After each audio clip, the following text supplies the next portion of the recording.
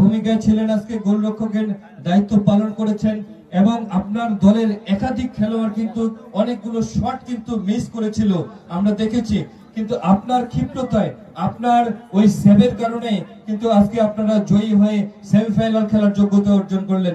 এই যে আপনার যে সেভ করাটা সেটা সম্পর্কে যদি আপনার আত্মবিশ্বাসটা কেমন ছিল তখন, আপনার কনফিডেন্টের সম্পর্কে একটু জানতে চাচ্ছিলাম। বলেন, দর্শকদের উদ্দেশ্যে একটু জানান আপনার অনুভূতিটা কি রকম তখন লাগছিল আপনাকে।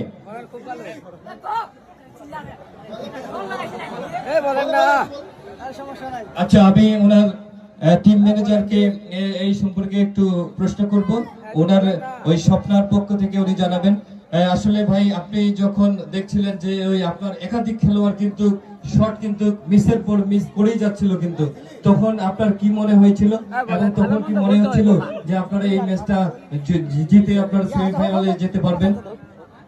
আসলে আমি গোলকিপারের প্রতি কনফিডেন্স ছিল যে আমার শেষ পর্যন্ত ও যদি থাকে সেভ করবে। আমার যখন আমার দুটো মিস করছে তারপর আমার কনফিডেন্স ছিল আমার গোলকিপার সেভ দিবে। আমার 100% কনফিডেন্স ছিল আমার ম্যাচ বের হবে ইনশাআল্লাহ। এখানকার যে টোটাল পরিবেশটা দেখছেন, এই যে অনেক দর্শক, এই সম্পর্কে একটু যদি বলতেন কেমন লাগছে আপনাদের? এই জায়গা দর্শক অনেক ভদ্র এবং